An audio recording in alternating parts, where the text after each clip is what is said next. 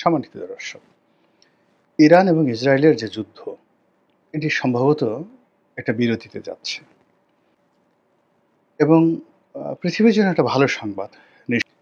এবং এই সুসংবাদ এর যে রেশ কাটতে না কাটতে ইরান এবং ইসরায়েলের যে যুদ্ধ, এটা শুরু হয়ে গেল। সমস্ত আকুতি দিয়ে দোয়া করেছি ইসরায়েল যেন পরাজিত হয়, ইরান যেন বিজয়ী হয়। ভালো এবং তাদের যে দূরপাল্লার যে ক্ষেপণাস্ত্র, ব্যালিস্টিক মিসাইল এবং তাদের যে ড্রোন, এটা খুবই শক্তিশালী। তো তাদের ব্যালিস্টিক ক্ষেপণাস্ত্রের কথা আমরা শুনেছি, কিন্তু প্র্যাকটিক্যালি দেখিনি। কিন্তু তাদের ড্রোন যে আমেরিকা এবং রাশিয়ার ড্রোনের চাইতেও ভালো। তা আমরা ইউক্রেন এবং রাশিয়া যুদ্ধে দেখেছি যে তারা বহু সংখ্যক ড্রোন দিয়ে রাশিয়াকে সহযোগিতা করেছে এবং রাশিয়া যে বিপদের মধ্যে পড়েছিল এই সময়টিতে, যদি ইরানিয়ান ড্রোন না থাকতো, রাশিয়ার টিকে থাকাটাই আসলে অসম্ভব হয়ে পড়েছিল। এর কারণ তখনই ইরানিয়ান ড্রোনের সুনাম ছড়িয়ে পড়ে।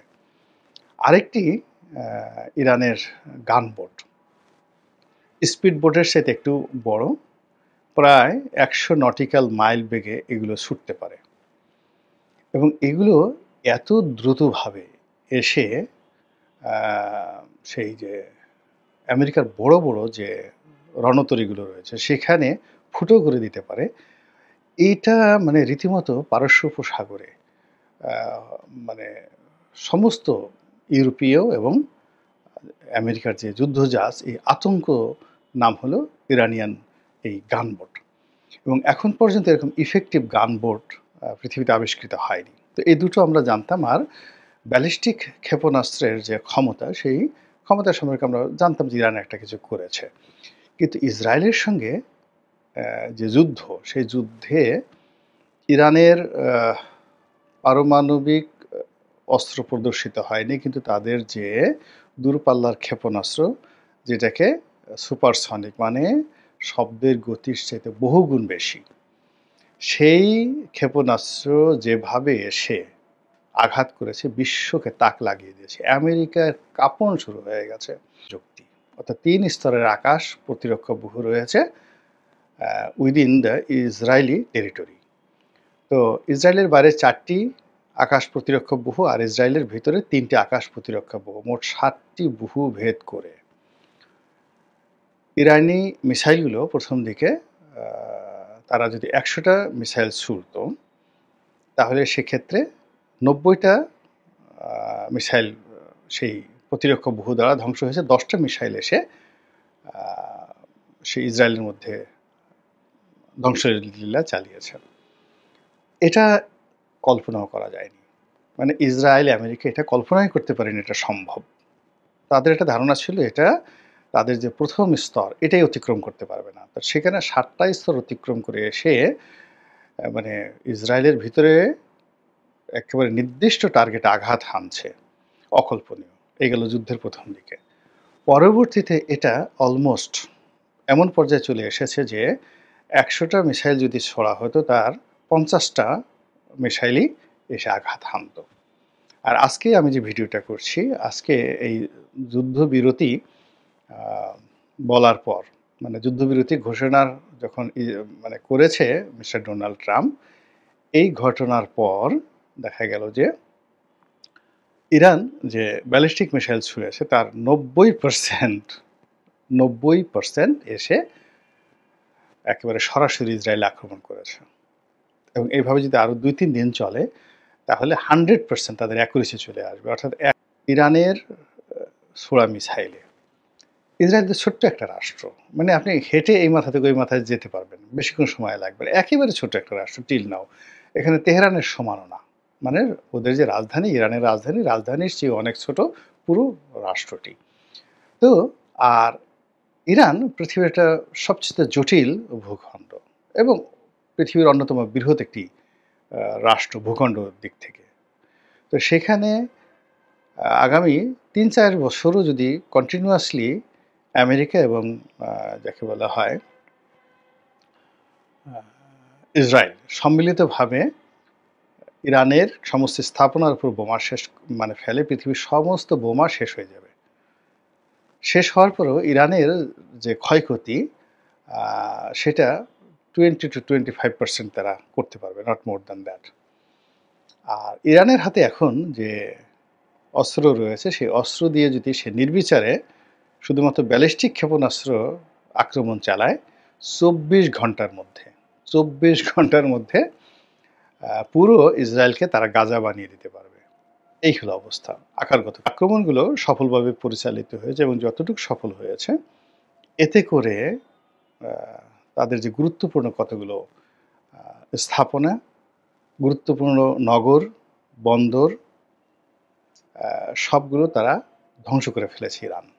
টার্মিনাল শেষ, পুরো বন্দরের ইয়ার্ড শেষ, কন্টেনার দাউ দাউ করে জ্বলছে, সমস্ত জাহাজগুলো জ্বলছে। আপনি চিন্তা করেন এগুলো কনস্ট্রাকশন করতেও 5 থেকে 10 বছর লাগবে। ঠিক সেম অবস্থা তাদের প্রধান বন্দর হাইফা, সেখানে তারা এই কাজ করেছে। তেল আবিব এয়ারপোর্ট তাদের প্রধান, আমাদের ঠিক সেম অবস্থা তারা তেল আবিবকে করে ফেলেছে।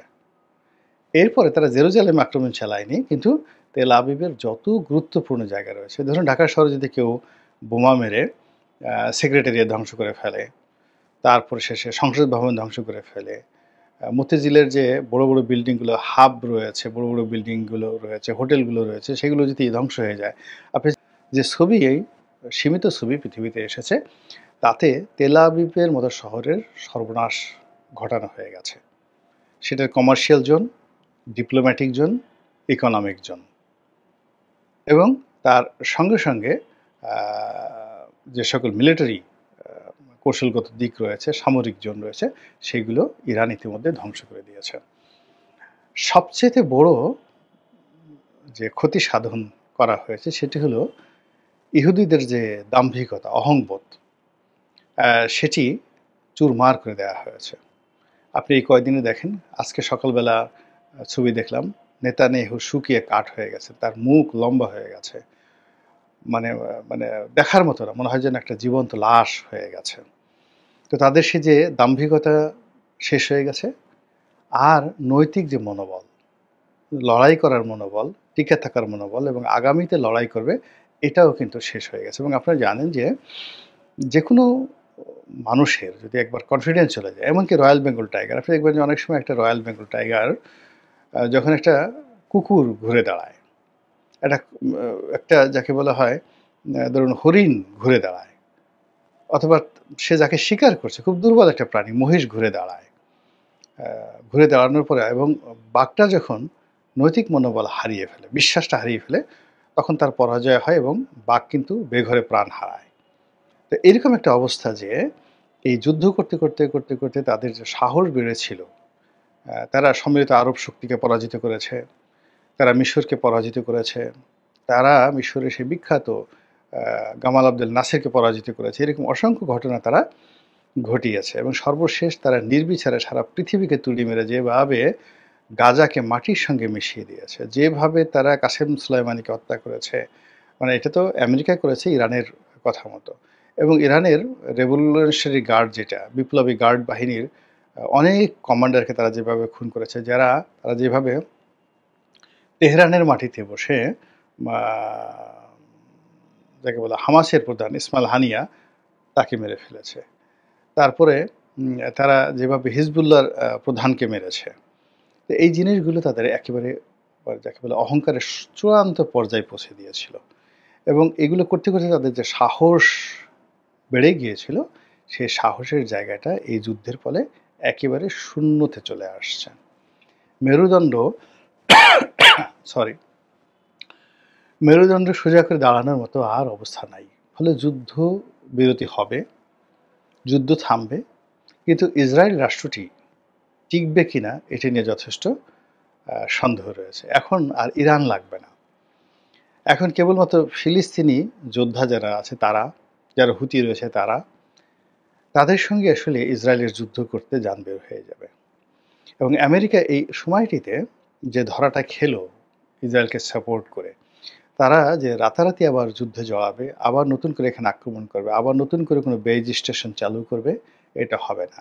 ওরাও একই অবস্থা। যেমন এখন যদি আপনি ডোনাল্ড ট্রাম্পকে মানে সারা পৃথিবীর বাদশা বানিয়ে দেন, তারপর তাকে যদি বলেন তুমি একটু আফগানিস্তানে যাও, কিংবা আমেরিকান সৈন্যদেরকে আপনারা যদি বলেন যে, "তোমরা একটু আবার ভিয়েতনামে গিয়ে যুদ্ধ করে আসো।" সবগুলো আত্মহত্যা করবে ভয়ে। তদ্রূপ ইরানেও এই সময়টিতে তারা কিন্তু ভয় পেয়ে গেছে। আমেরিকা ভয় পেয়েছে, ইসরায়েল ভয় পেয়ে গেছে।